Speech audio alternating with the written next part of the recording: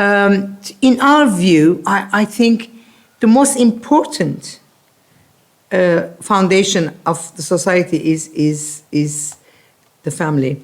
And I think it's because the family is the absolutely most important unit that from which we can grow, you know.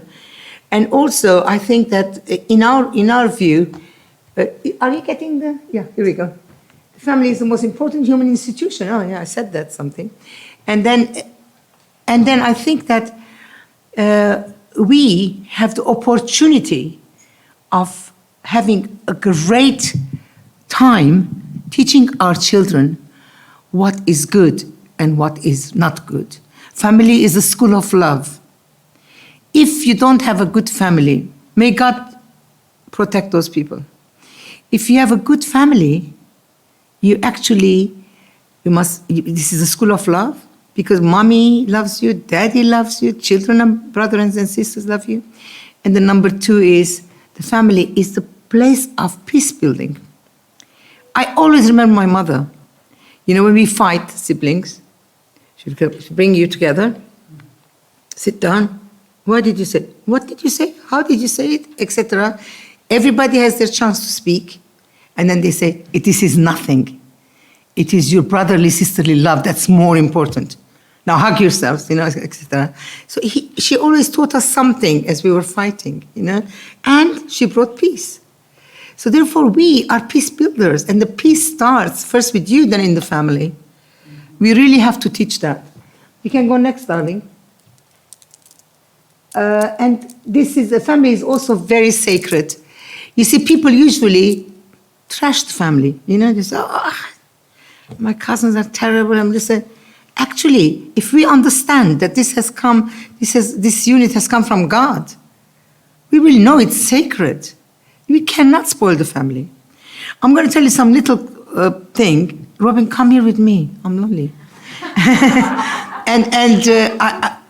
Somebody came to my house, and I was moving house, and I had my niece had made pictures of my family, you know, and she started crying, this person, tears in front of me, and I'm saying, why are you crying? This is so beautiful.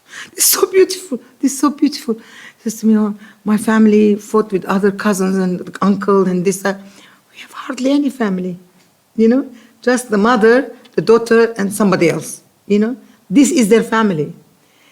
And because they couldn't maintain the extended family or the bigger family, she felt lonely when she saw my pictures, you know. And we are just the opposite.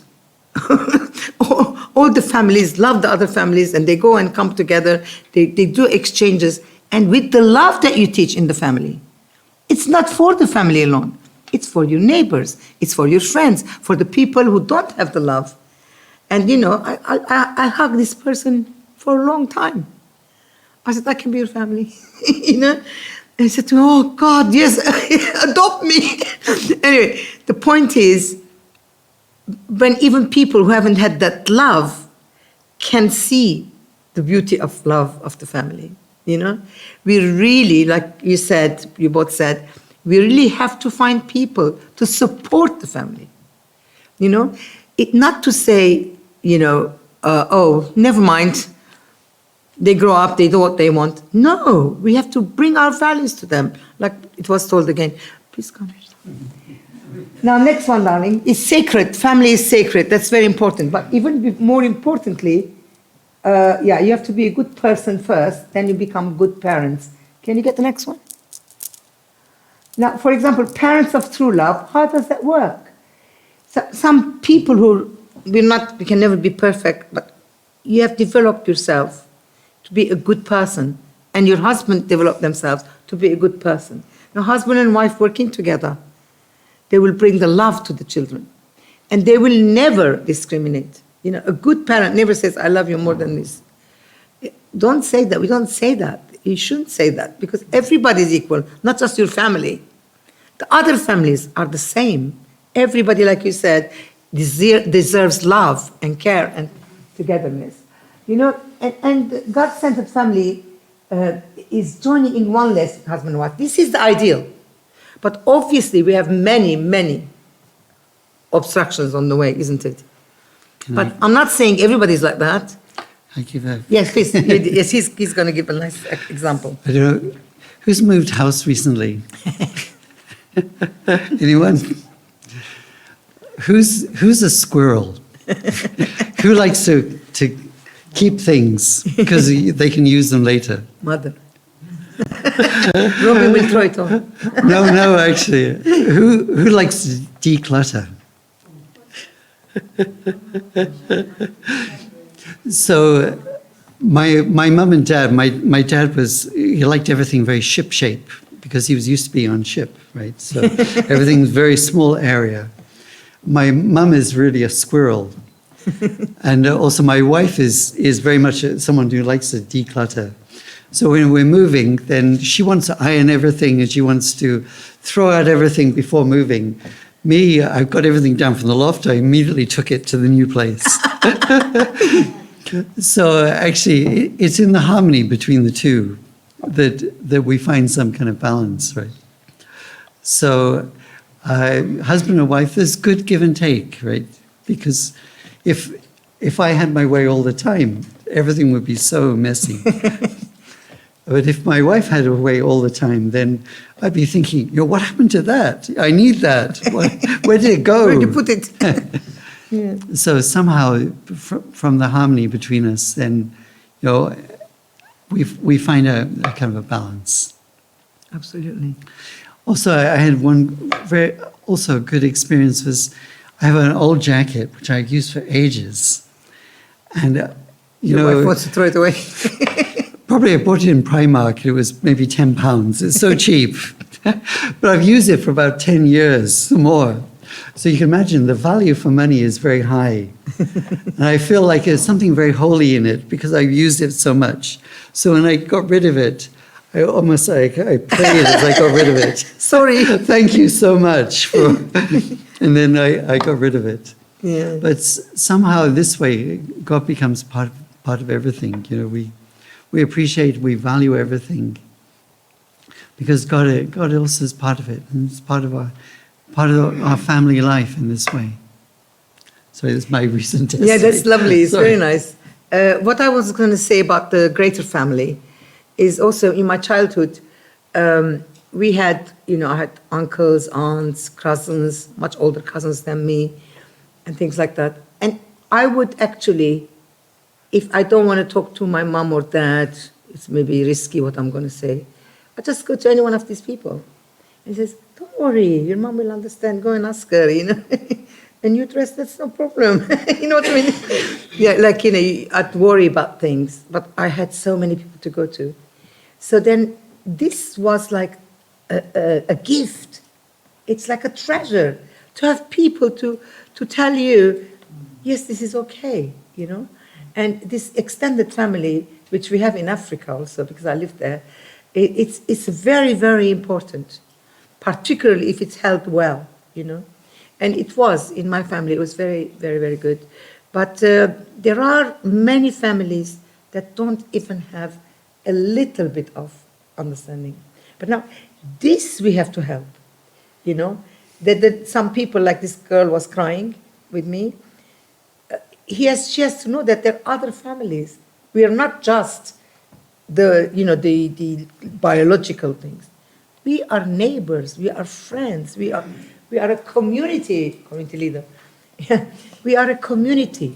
And communities can actually bring a lot of goodness. During the lockdown, my daughter's street, they all got to know each other. And now we're doing street party. Everyone says, Margot, you have to cook that thing. And there's you have to cook the other thing. And, it's like a really big family. It's so wonderful. I'm thankful because of that. Because you can see these guys in their real element, Next, my dear. Okay, the types of love in the family. Robin, you want to take this? You go ahead. Children's love is the most basic. You cry, you get milk. That is the love that they know. It's not a huge thing. They just want what they want. The number 2 is brotherly and sisterly love. That is, sibling thing is such an important level of life. Because if you don't share, you don't learn. If you don't care, you don't learn, So now my granddaughter sometimes says, no, I think this is very good because sharing is caring. That's when I'm giving her, But when I want her, no, I'm the baby, I have to have everything. I said, I think it doesn't work like that, So slowly, she has to learn because she's becoming 4 years old, She has to learn to give, to share. Otherwise, we cannot really live in this world.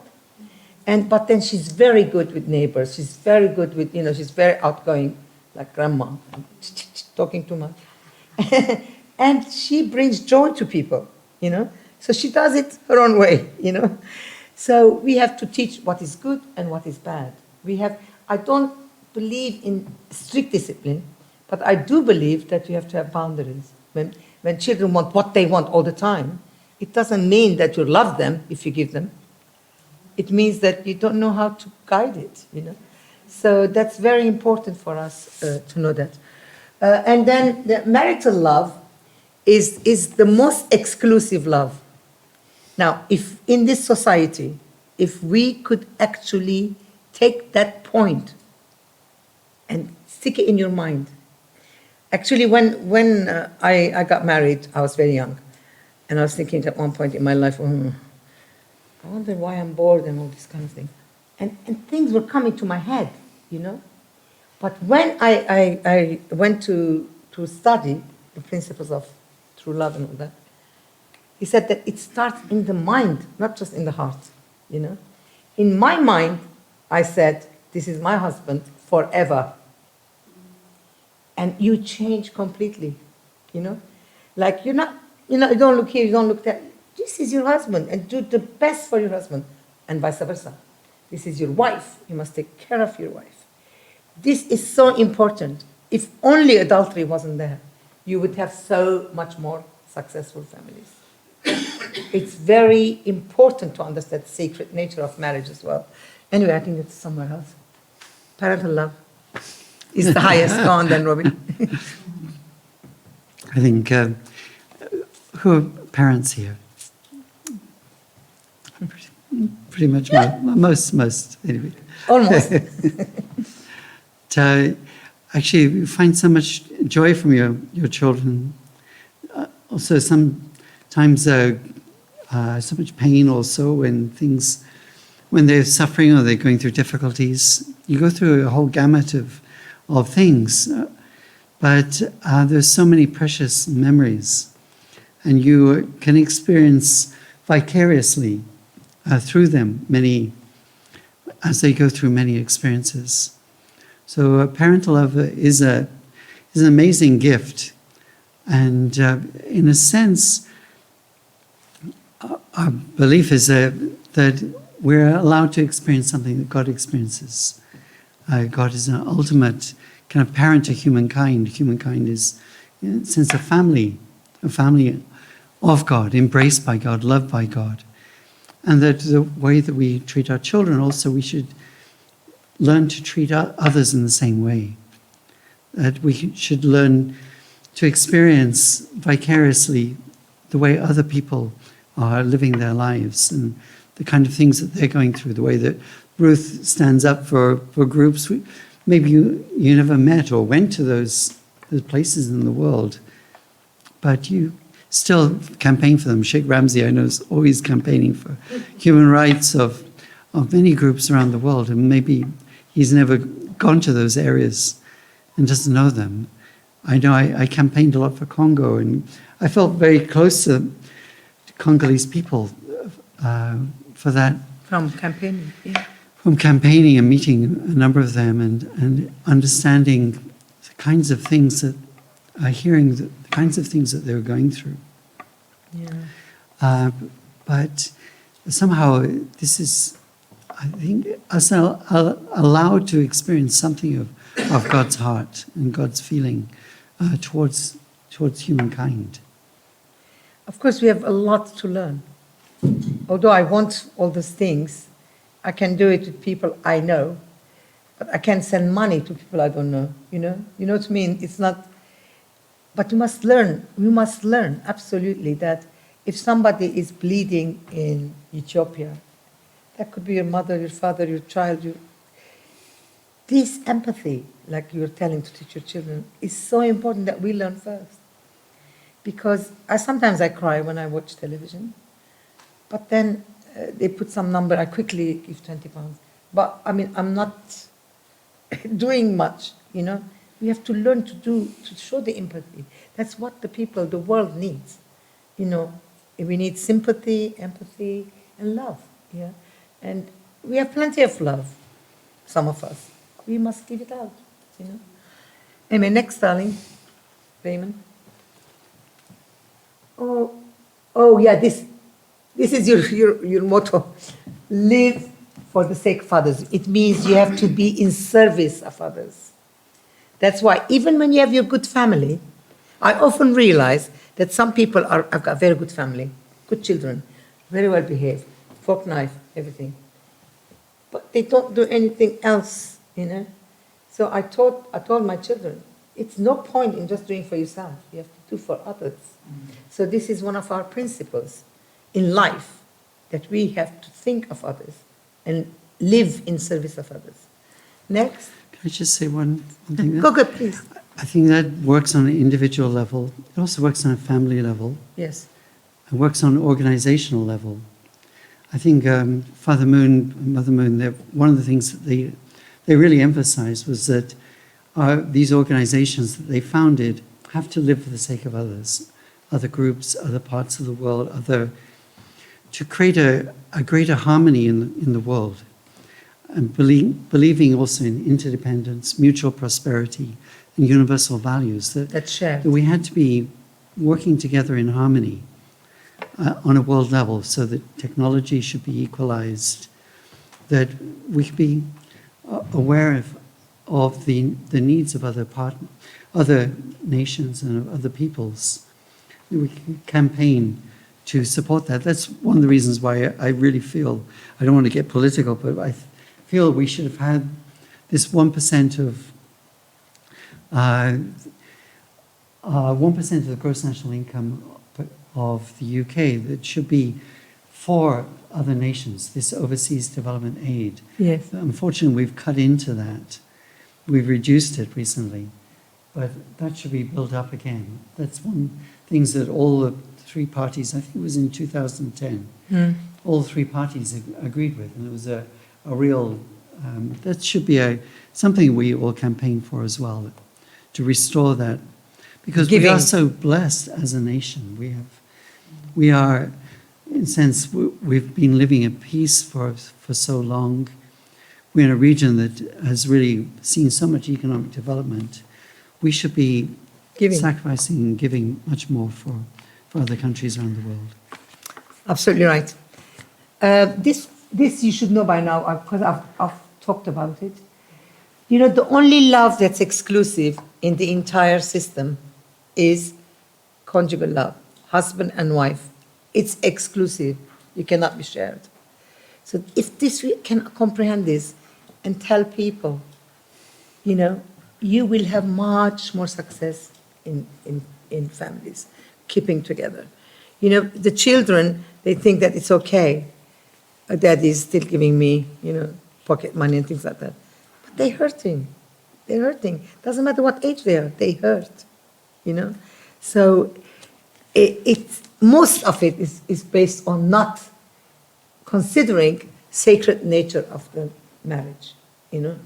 Sacred nature of the marriage we should consider. I'm not saying when your husband is beating you up, you have to love him, you know, but what I'm saying is when things are a bit normal, but you're a bit bored.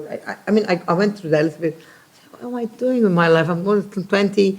I was like 25, 30. And I was thinking, what am I doing with my life? And thank God I met God. And I completely changed my mind. Completely 180 degrees, you know, because it starts here. You know, you have something, treasure it. Make it better. You know? So this is what we want to teach others. No adultery. Love is exclusive. Premarital sex and multiple sexual partners, including pornographic, is not good. Our sexual organ is not to be used freely, but only in exclusive partnership with our spouse. I mean, this is very, in the face. But it has to be said. Because people just, they don't care.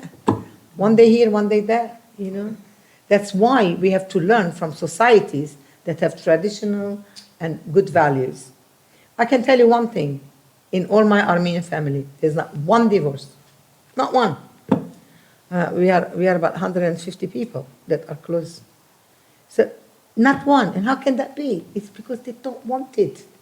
Because it's embedded in you that family is one. That's it. It's the most important thing. So therefore, they bloom then, don't they? If families are good. I think that's about it. Is there one more? Is there one more? Yeah, well, there is crisis. And this is nothing just for abuse, but generally there's crisis in the family. There is crisis of ownership. There's crisis of leadership. There's crisis of love, lack of love. There's crisis, look, she's talking about mental health children. If you really love your children, I'm not saying they're never going to have depression, but they will come to you and say, Mommy, I'm not feeling well, tell me what to do, And when you pour the love out, they can feel value, And they gradually, they come back to where they should be. And this is very important. And socially and communities-wise, both of you said, we have to work together with people who value the family. Otherwise, the family will go nowhere. Go on. I also